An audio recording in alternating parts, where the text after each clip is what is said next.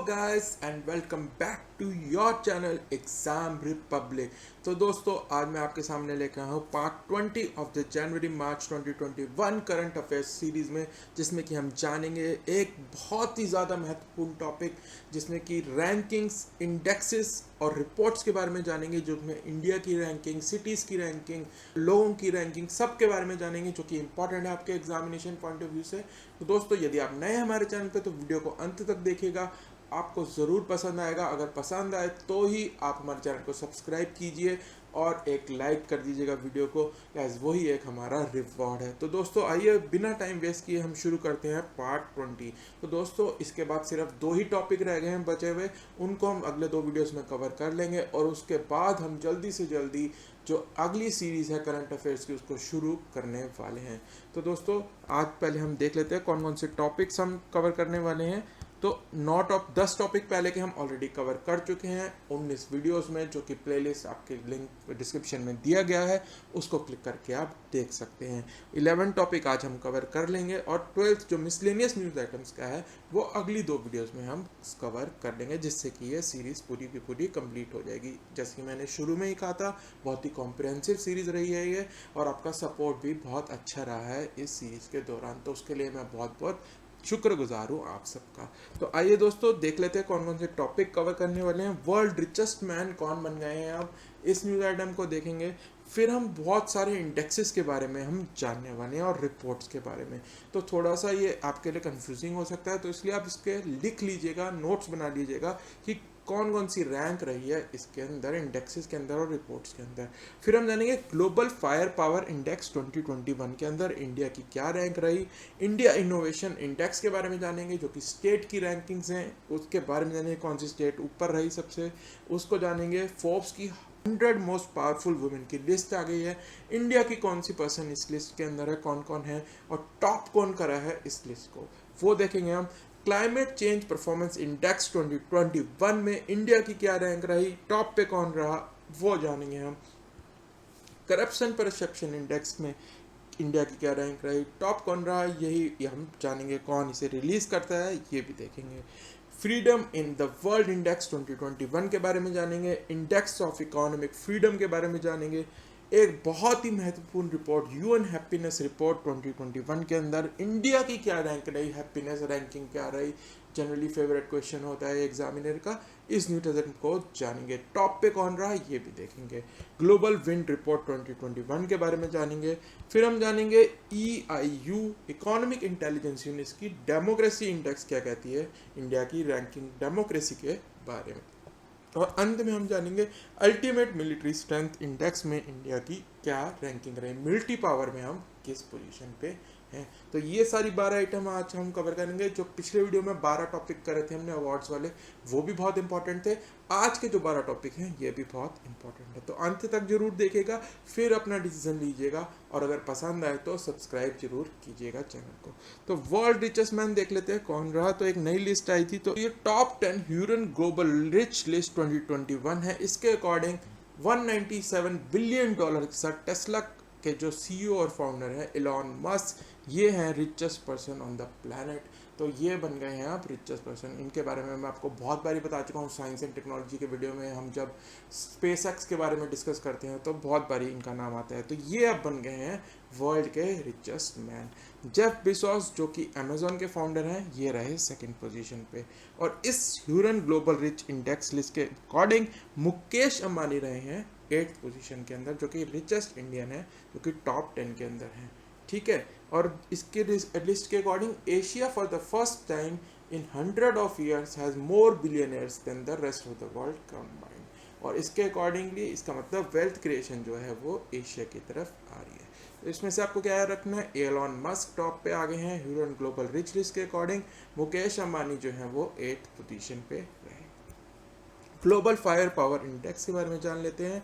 तो जैसे कि आप फोटो से देख रहे हैं, फायर पावर मतलब कि मिलिट्री स्ट्रेंथ से ही है इसका मतलब। तो India comes at the 4th place in the global fire power defence review, और ये 4th पोजीशन पे रहा है इंडिया। इसके अंदर 138 कंट्रीज को कवर किया गया था, और ये एनुअल डिफेंस रिव्यू है। ग्लोबल फायर पावर एक तरह से समझ लीजिए आप मैगजीन है, जो कि रिव्यू करती है ग्लोबल फ्लायर मिलिट्री पावर्स को, और इसके अंदर 138 कंट्रीज़ को कवर किया गया था इस साल। और इसके अंदर हर कंट्री को अलग अलग फैक्टर्स से कवर किया जाता है, ऑफेंसिव और डिफेंसिव मिलिट्री कैपेबिलिटी इसके अनुसार। और इंडिया इसमें कौन सी पोजीशन पे रहा, ये आपको याद रखना है, 4th पोजीशन पे रहा है। फर्स्ट कौन रहा है, यूएसए, और सेकंड पोजीशन पे रहा रशिया, थर्ड रहा चाइना, और फोर्थ रहा इंडिया, और जापान रहा 5th। तो टॉप 5 आपको याद रखने हैं, USA, Russia, China, India and Japan. Global fire power index, ये आप याद रख लीजिए। इससे रिलेटेड एक और इंडेक्स मैं आपको लास्ट में बताऊंगा वीडियो के, वो भी इससे रिलेटेड है, पर उसमें रैंकिंग इंडिया की सेम है, पर टॉप उसमें पोजीशन कोई और है। तो इसके अंदर फायर पावर इंडेक्स के अंदर यूएसए टॉप पे है, उसके अंदर चाइना टॉप पे है। तो ये आप याद रख लीजिए, फायर पावर इंडेक्स में यूएस टॉप पे, इंडिया 4th पे। इंडिया इनोवेशन इंडेक्स, तो नीति आयोग जो है, इन्होंने second edition of India innovation index निकाला है कि ये स्टेट्स और यूटीज़ को रैंक करते हैं बेसिस ऑन देयर इनोवेशन, कि कितना इनोवेशन वो करते हैं, उसके बेसिस पे उनकी कैपेबिलिटीज़ और परफॉर्मेंस को जज करते हैं। तो इस साल जैसे कि आप टेबल में देख ही रहे हैं, कर्नाटका जो है वो मेजर स्टेट्स की कैटेगरी में टॉप पोजीशन पे रही, और महाराष्ट्र जो है वो रही सेकंड पोजीशन पे। और एक चीज़ और आप टेबल से नोट कर रहे होंगे कि जो टॉप 5 में है, जो 4 स्टेट्स हैं वो साउथ की स्टेट्स हैं, और जो सेकंड पोजीशन पे महाराष्ट्र है, फर्स्ट पे कर्नाटका, थर्ड पे तमिलनाडु, तेलंगाना एंड केरला। तो मेजर स्टेट्स की कैटेगरी में कर्नाटका रहा टॉप पे इनोवेशन इंडेक्स के अंदर। इसका फर्स्ट एडिशन अक्टूबर 2019 को लॉन्च किया गया था, और ये जो है ये सेकेंड एडिशन है इंडिया इनोवेशन इंडेक्स। ये मैं आपको बता दिया कि 4 जो थी स्टेट्स, वो उसमें मेजर स्टेट्स में टॉप 5 पोजीशन में थी। ठीक है, यूनियन टेरिटरीज को देखा जाए तो दिल्ली रही टॉप पे, इनका स्कोर जो है वो कर्नाटका से भी ज़्यादा अच्छा है। कर्नाटका 42 पॉइंट पे समथिंग पे था, दिल्ली 46.6 के स्कोर से यूटी में टॉप पे रहा है। इन्होंने चंडीगढ़ को ओवरटेक कर लिया है, 2019 में चंडीगढ़ टॉप पे था। ठीक है, नॉर्थ ईस्टर्न स्टेट में हिमाचल प्रदेश सबसे ऊपर है, नॉर्थ ईस्टर्न और हिल स्टेट, सॉरी ये एक कंबाइंड कैटेगरी है, हिली स्टेट्स और नॉर्थ ईस्टर्न स्टेट्स। तो हिमाचल प्रदेश रहा फर्स्ट पोजीशन पे, उत्तराखंड रहा सेकंड पोजीशन पे। तो ये आपको याद रखना है, कर्नाटका टॉप पे मेजर स्टेट्स में, यूनियन टेरिटरी में दिल्ली, और Himachal Pradesh in the hilly state category. और इसको रिलीज कौन करता है, ये भी इंपॉर्टेंट है, नीति आयोग इसको रिलीज करता है। थोड़ी सी और चीज़ जान लेते हैं, इतना इंपॉर्टेंट नहीं है, कभी कभी पूछ भी सकते हैं अगर एग्जामिनर डीप जाना चाहेगा क्वेश्चन के अंदर। तो इसके अंदर इनपुट्स जो हैं उनको 5 इनेबल पैरामीटर्स के हिसाब से जाना जाता है, और आउटपुट्स को 2 चीज़ों से नापा जाता है। बेसिकली ये 7 पैरामीटर्स के हिसाब से ये स्कोर कैलकुलेट किया जाता है, ये समझ लीजिए आप, जो कि 5 इनपुट पैरामीटर्स हैं और 2 आउटपुट पैरामीटर्स हैं। ठीक है, तो इनपुट पैरामीटर्स कौन कौन से हैं, ह्यूमन कैपिटल कौन कैसी कर रही है, इन्वेस्टमेंट कर रही है, सेकेंड है investment, knowledge workers, business environment कैसा है स्टेट के अंदर, सेफ्टी एंड लीगल एनवायरनमेंट कैसी है स्टेट के अंदर। तो ये इनपुट पैरामीटर्स हैं। और आउटपुट पैरामीटर्स कौन कौन से हैं, और नॉलेज आउटपुट क्या है उस स्टेट के अंदर, और नॉलेज डिफ्यूजन कैसी है उस स्टेज के अंदर। तो इनके बेसिस पे ये टोटल स्कोर कैलकुलेट करते हैं नीति आयोग। ये डिटेल में अगर जाएगा एग्जामिनर तभी ये क्वेश्चन पूछेगा, नहीं तो अगर ऊपर से ही पूछना होगा तो वो स्टेट ही पूछेगा आपसे कि कौन रही टॉप में। अगले न्यूज़ आइटम देख लेते हैं, फोर्ब्स 100 मोस्ट पावरफुल वुमेन। तो निर्मला सीतारमन जो हैं वो रही 41st पोजीशन पे इस साल, जो कि पिछले साल 34th पोजीशन पे थी। तो ये रही 41st पे, जो कि हाईएस्ट रैंक्ड इंडियन वुमेन रही इस फोर्ब्स की लिस्ट में। और टॉप किसने किया, ये यहाँ से थोड़ा सा मिसप्रिंट हो गया है। तो टॉप जैसे कि आप देख रहे हैं फोटो में, ये है अंजेला मर्कल, जो कि जर्मनी की चांसलर हैं। 10 साल से ये टॉप कर रही हैं, इसलिए इसको फोर्ब की। तो 10 साल से टॉप करने वाली इस साल भी टॉप किया अंजेला मर्कल हैं, जर्मनी की चांसलर, जो कि Forbes 100 most powerful women list को टॉप किया है इस साल भी। और इंडियन कौन कौन है, Nadir Malhotra at 55th spot, Kiran Bedi Shaw जो कि 68 पोजीशन पे हैं, लैंडमार्क ग्रुप की रेणुका जगतिनी 98th पोजीशन पे, और यूरोपियन सेंट्रल बैंक की चीफ क्रिस्टीन लग्रां ये रही सेकंड पोजीशन पे, और कमला हैरिस रही थर्ड पोजीशन पे। तो आपको टॉप इंडियन याद रखना है, निर्मला सीतारमन जो कि 41st पोजीशन पे हैं, और एंगेला मर्कल हैं फर्स्ट पोजीशन पे, और सेकंड पोजीशन पे क्रिस्टीन लग्रां, और थर्ड पोजीशन पे कमला हैरिस। ये आपको याद रखना है। ठीक है, क्लाइमेट चेंज परफॉर्मेंस इंडेक्स। अब इसमें आपको कंफ्यूज नहीं होना है, ये क्लाइमेट परफॉर्मेंस इंडेक्स नहीं है, ये क्लाइमेट चेंज परफॉर्मेंस इंडेक्स है कि क्लाइमेट चेंज के प्रति कौन सी कंट्री कितना काम कर रही है। क्लाइमेट परफॉर्मेंस इंडेक्स में तो इंडिया बहुत पीछे है, लेकिन इस इंडेक्स के अंदर इंडिया टॉप 10 पोजीशन में है। तो India remains in the top 10 for the second year in a row in the latest global climate change performance index release in Germany. तो जर्मनी में ये रिलीज होता है, चाइना 33rd पोजीशन पे है और यूएस जो है सबसे बॉटम पे है, यानी कि यूएस सबसे कम काम कर रहा है towards climate change performance. Climate change के प्रति सबसे कम काम यूएस कर रहा है as per this index. India पिछले साल 9वें पोजीशन पे था और इस साल 10वें पोजीशन पे है। इंडिया की कंसिस्टेंटली इंप्रूव हो रही है रैंकिंग, पहले 31st थी 2014 में और हम और जितना काम कर रहे हैं उसकी वजह से हम टॉप 10 में आ गए हैं क्लाइमेट चेंज परफॉर्मेंस इंडेक्स में। ध्यान रखिएगा ये क्लाइमेट चेंज परफॉर्मेंस इंडेक्स है, क्लाइमेट परफॉर्मेंस इंडेक्स नहीं है, ठीक है। उसमें हम 170 पोजीशन के अराउंड है, इसको आपको याद रखना है, क्लाइमेट चेंज परफॉर्मेंस इंडेक्स है, ठीक है। और ये डेवलप कौन करता है? It is developed by NGO German watch, new climate institute and climate action network, ये इसको पब्लिश करते हैं, ठीक है। द फर्स्ट 3 प्लेसेस जो हैं वो अभी भी अनऑक्यूपाइड है, क्योंकि इनके अकॉर्डिंग ऐसा कोई भी कंट्री नहीं है जो कि अपने पेरिस गोल के कमिटमेंट्स को पूरा कर रहा है। तो पहले 3 जो प्लेसेस हैं इन्होंने वेकेंट रखे हुए हैं। 4th पोजीशन पे इनके हिसाब से हैं स्वीडन, 5th पे United kingdom, Denmark 6th, Morocco 7th। सारे याद करने की जरूरत नहीं है, 4th आप याद रखिए स्वीडन है और इंडिया इसमें 10th पोजीशन पे है। पिछले साल इंडिया 9th पोजीशन पे था। एक और बहुत इंपॉर्टेंट इंडेक्स देख लेते हैं आप, करप्शन परसेप्शन इंडेक्स, कि किस कंट्री की परसेप्शन कितनी है करप्शन के प्रति। मतलब एक कंट्री का नाम सुनते ही आपके दिमाग में करप्शन उससे रिलेटेड क्या आता है कि उस कंट्री में कितनी करप्शन है।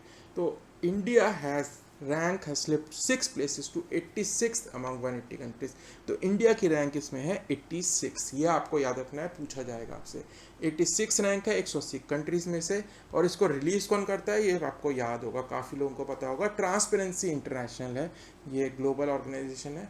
तो ये एक रिलीज़ करती है 180 कंट्रीज़ के अंदर। इंडिया की रैंक 86 है, ठीक है। जो 1 रैंक पे होगा वो सबसे अच्छी कंट्री होगी जिसके अंदर करप्शन कम होगी, और जो 180 रैंक पे होगा वो सबसे बुरी कंट्री होगी, नहीं उसमें सबसे ज़्यादा करप्शन होगी। तो इंडिया बीच में है, 86 पोजीशन पे है, ठीक है। तो ये रैंक क्या करता है कि perceived levels of public sector corruption, की गवर्नमेंट सेक्टर में कितनी करप्शन है। जो स्कोर्स होते हैं इसके अंदर वो 0 से 100 के स्केल पे दिए जाते हैं। 0 मतलब हाईली करप्ट, 100 मतलब वेरी क्लीन। इंडिया पिछले साल जैसे कि मैंने कहा 6 पोजीशन स्लिप हुआ है, तो पिछले साल 88th पोजीशन पे था, अब 86 पे है। सबसे क्लीन कंट्रीज कौन सी रही, यानी रैंक 1 रही डेनमार्क एंड न्यूजीलैंड की, और इनका स्कोर रहा 88 100 में से। और सबसे बेकार यानी कि सबसे ज़्यादा करप्ट कंट्री कौन सी रही, सोमालिया एंड सूडान। सोमालिया रही 179 पोजीशन पे और सूडान रही 180th पोजीशन पे with a score of 12 only, ठीक है। तो ये है करप्शन परसेप्शन इंडेक्स। अगला इंडेक्स देखते हैं, freedom in the world index 2021। US based human right watchdog freedom house ये से रिलीज करता है, एनुअल रिपोर्ट निकालता है। यूएस बेस्ड ह्यूमन राइट्स एक एनजीओ समझ लीजिए आप, वैसा है। तो ये एक निकालता है एनुअल रिपोर्ट, उसके अंदर इंडिया को डाउनग्रेड कर दिया गया है। पहले इंडिया का स्टेटस था फ्री डेमोक्रेसी, फ्री बोला गया था इंडिया को, अब उसको पार्टली फ्री कैटेगरी में रखा गया है, ठीक है। तो ये पॉलिटिकल और सिविल राइट्स को फ्रीडम कितनी है उसको जज करता है पॉलिटिकल एंड सिविल लिबर्टीज़ के हिसाब से। तो इंडिया का स्कोर 4 पॉइंट्स कम हो गया था, 67 पे रहा इस साल। और ये 4 कैटेगरीज में रहता है, फ्री, पार्टली फ्री और नॉट फ्री, ये 3 कैटेगरीज हैं, इनमें डिक्लेयर होती है कंट्री। तो फ्री थी पिछले साल इंडिया, इस साल पार्टली फ्री कैटेगरी में रखा गया है freedom in the world index 2021 में, जिसमें कि जो कि रिलीज़ करता है US based human rights watchdog freedom house. तो ये याद रखना आसान है, फ्रीडम हाउस, और इंडिया को रखा गया है partly free category. Index of the economic freedom देख लेते हैं, यह भी बहुत इंपॉर्टेंट है। सिंगापुर रैंक्स फर्स्ट और India ranks 26 in Asia Pacific and overall ranking is 121। तो इंडिया की ओवरऑल रैंकिंग रही इसके अंदर 121 विद अ स्कोर ऑफ 56.5। तो कभी कभी स्कोर भी पूछ लेते हैं इसके अंदर कि इंडेक्स ऑफ इकोनॉमिक फ्रीडम। तो हमने जैसे पीछे देखा पॉलिटिकल और सिविल लिबर्टीज, उनकी फ्रीडम, पॉलिटिकल फ्रीडम कितनी थी उसके बेसिस पे था। तो ये वाला इंडेक्स देख रहा है कि इकोनॉमिक फ्रीडम कितनी है। तो इसके अंदर इंडिया की रैंकिंग रही 121 वर्ल्ड के अंदर, और एशिया के अंदर, एशिया पैसिफिक के अंदर 26 रही। टॉप किसने किया इसको? सिंगापुर ने, ठीक है।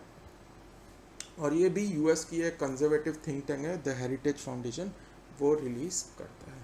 और पिछले 26 साल में से 25 साल हांगकांग इसको टॉप करता रहा है, लेकिन इस साल हांगकांग को इंक्लूड नहीं किया गया क्योंकि चाइना ने जो जो एक्शन वहाँ पे लिया उस वजह से उनको लिया ही नहीं गया इस साल कंसिडरेशन के अंदर। अब देख लेते हैं बहुत ही इंपॉर्टेंट एक रिपोर्ट को जो कि पूछी जा चुकी है एग्जामिनेशन में और आगे भी पूछी जाएगी। UN happiness report 2021, world happiness report 2021 में इंडिया को रैंक दी गई है 139 आउट ऑफ 149 कंट्रीज। तो हमारी कंट्रीज की बुरी हालत है इसके अंदर, यानी कि हम हैप्पी कंट्री नहीं है। जो अलग अलग पैरामीटर्स हैं इसके अंदर उसके अकॉर्डिंग हम 139 पोजीशन पे हैं आउट ऑफ 149 कंट्रीज।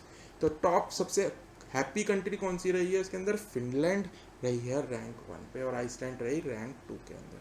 तो फर्स्ट आपको इसमें से यही पूछना जाएगा कि कौन इसको सबसे ज़्यादा टॉप कौन करा। तो फिनलैंड फर्स्ट पोजीशन पे, और इंडिया की रैंक पूछी जाएगी तो 139।